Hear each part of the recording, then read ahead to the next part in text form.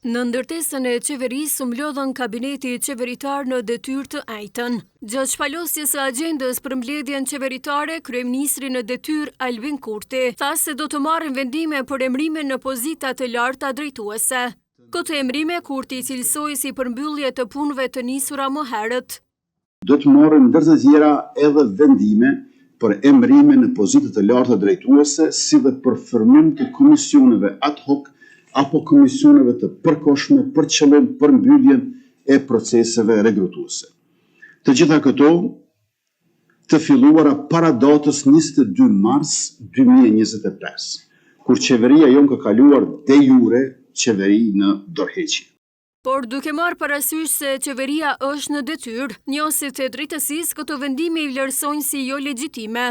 Në këtë qeveri ka pasur mjaft ushtrues detyre që 6 vite, kështu që nuk prish punë që edhe matutjet vazhdohen detyrat me ushtrues detyre, përderisa edhe vetë qeveria është në detyrë. Marrja vendimeve të tilla natyrisht që janë esenciale ose që janë me rëndësi të veçantë nga një qeveri në ikje apo në detyrë, sigurisht që kanë mungesë të legjitimitetit. Për rrjedhoi, avokati thotë që ato edhe mund të kontestohen.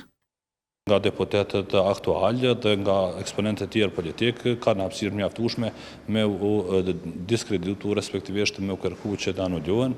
Mirë po, tani për tani jemi në një gjendje që edhe institucione nuk ka dhe mundësia për me reflektu të tjerët qoftë përmes veprimeve parlamentare është i pamundur.